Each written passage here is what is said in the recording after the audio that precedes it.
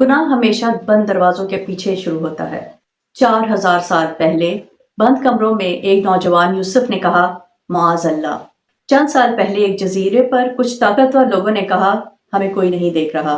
اور اگر یہ مسٹر ایکس یعنی ایپسٹین 4000 سال پہلے ہوتا تو اس کا کیا انجام ہوتا؟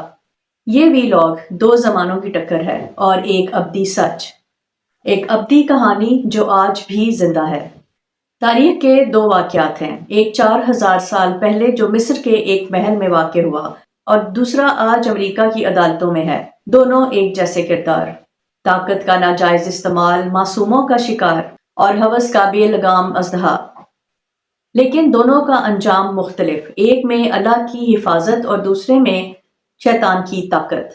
آج ہم ان دونوں کہانیوں کو ملاتے ہیں اور سمجھتے ہیں کہ اسلام نے جو حدود مقرر کی ہیں وہ سزا نہیں بلکہ حفاظت کا ذریعہ ہیں۔ حضرت یوسف علیہ السلام کی کہانی پر غور کریں۔ ایک نوجوان اجنبی ملک میں غلام کی حیثیت سے، بغیر خاندان کے، بغیر کسی محافظ کے، اور اوپر سے حسن ایسا کہ دیکھنے والے عقل کھو بیٹھے۔ یہ بات حدیث سے ثابت ہے کہ حضور صلی اللہ علیہ وآلہ وسلم نے معراج کے واقعات بیان کرتے ہوئے فرمایا کہ تیسرے آسمان پر ان کی ملاقات حضرت یوسف علیہ السلام سے ہوئی، اور فرمایا کہ جب میں یوسف علیہ السلام سے ملا تو میں نے دیکھا یوسف کو حسن کا نصف عطا کیا گیا ہے۔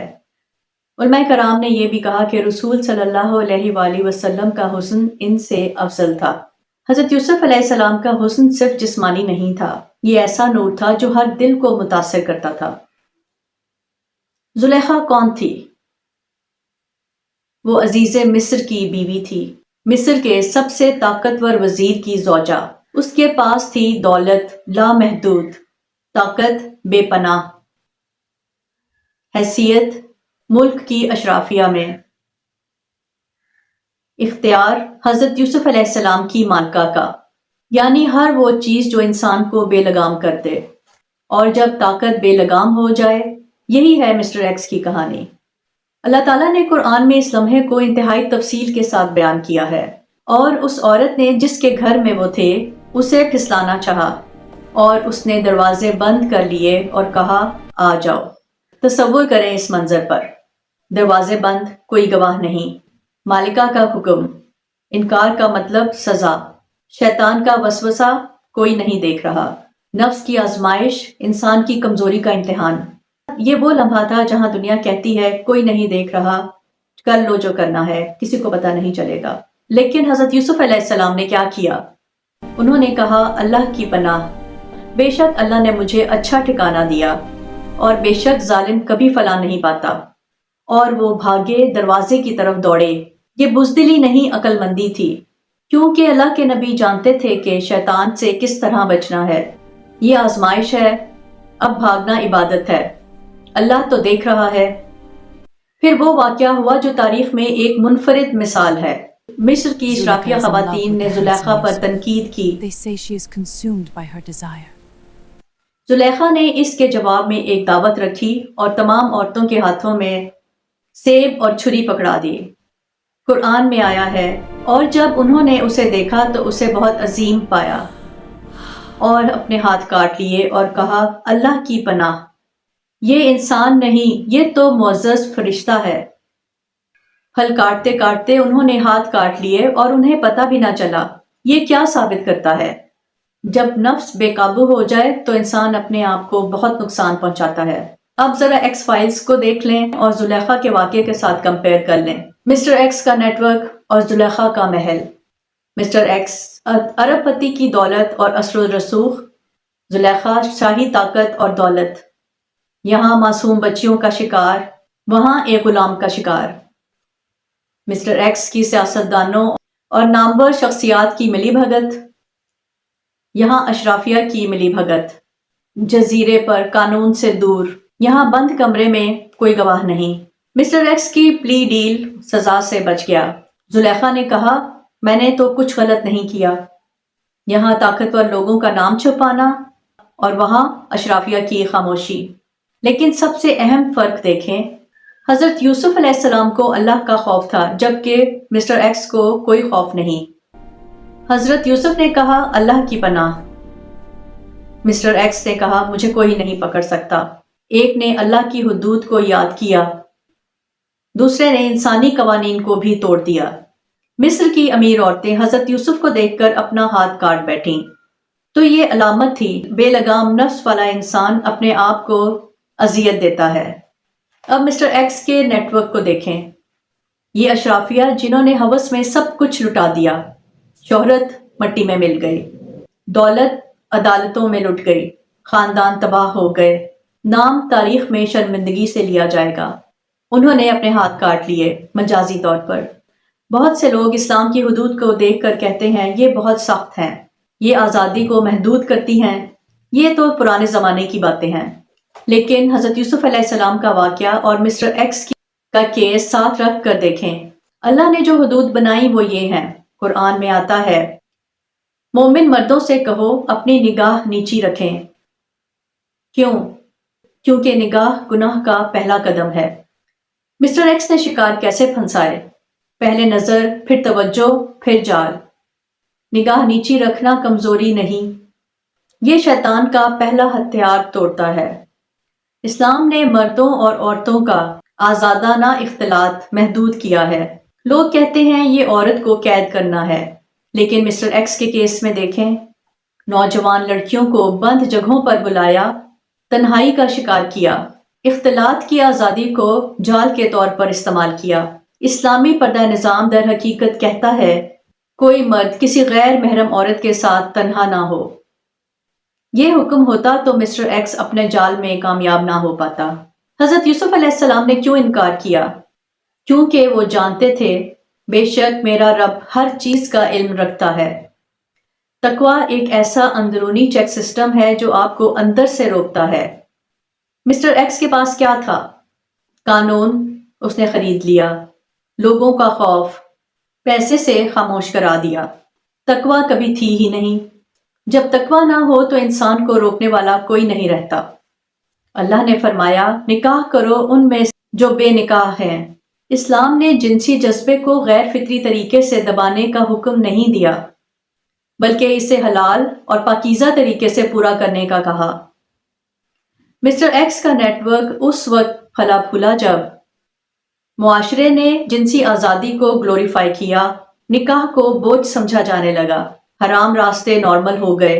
اسلام کا نکاح نظام وہ سیفٹی والو ہے جو معاشرے کو مسٹر ایکس جیسے نیٹ ورک سے بچاتا ہے۔ اسلام میں عورت کے ساتھ ہمیشہ محرم ہوتا ہے۔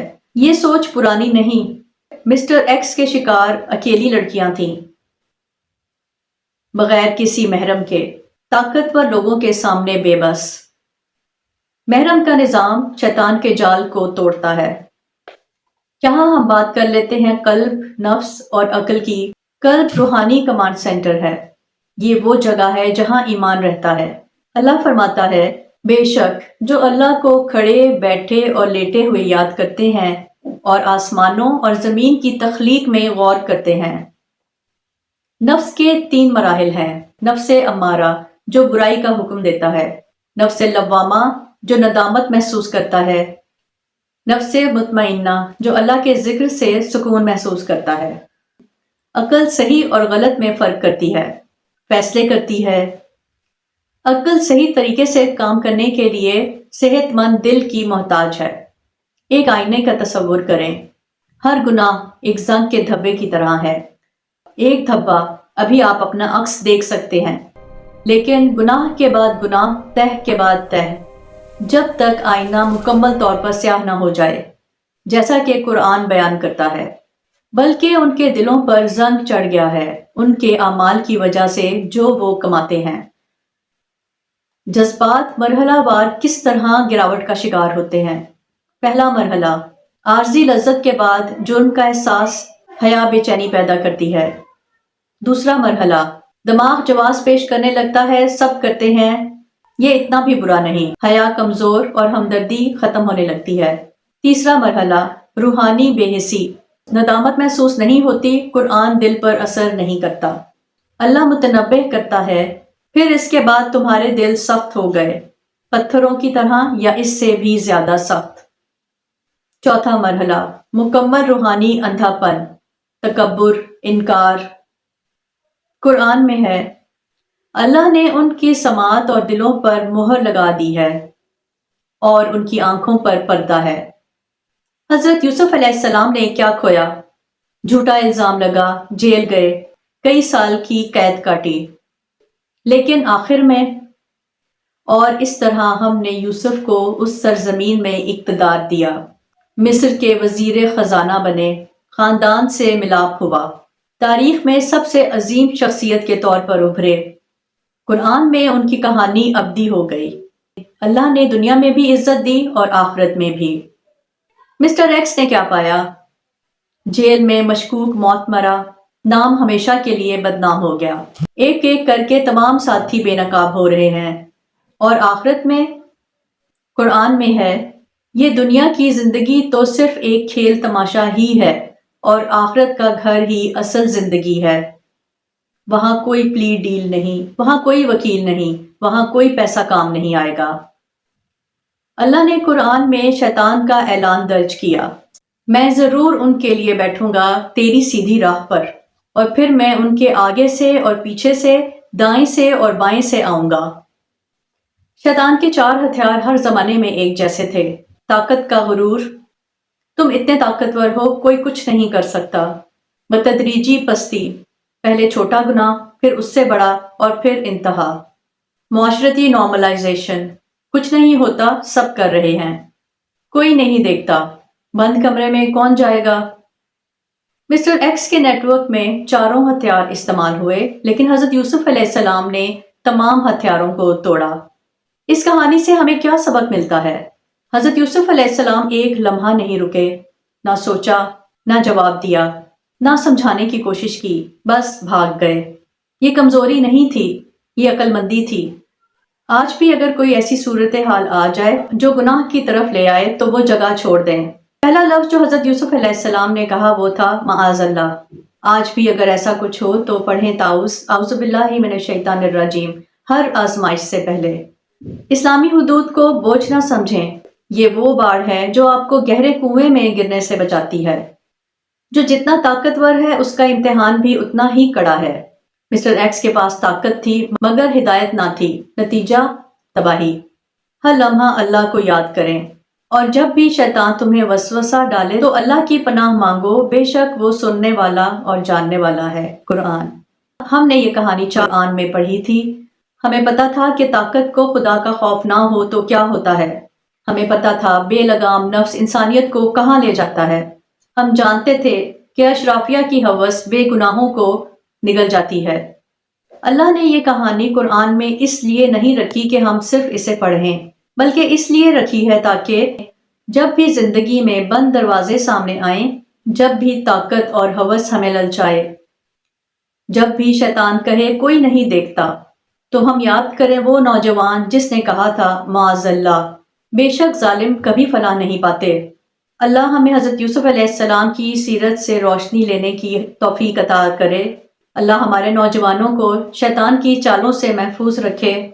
اللہ ہمارے معاشرے کو مسٹر ایکس جیسے فتنوں سے محفوظ رکھے۔ اللہ ہمیں قلب سلیم عطا کرے، آمین یا رب العالمین۔ اگر یہ ویڈیو آپ کے دل کو چھو گئی ہے تو لائک کریں اور میرا چینل سبسکرائب کریں، بیل آئیکن پریس کر لیں۔ کمنٹ سیکشن میں لکھیں آپ نے حضرت یوسف علیہ السلام کی کہانی سے کیا سیکھا۔ اگر آپ مزید اس طرح کی ویڈیوز دیکھنا چاہتے ہیں تو ادھر اور ادھر کلک کیجیے۔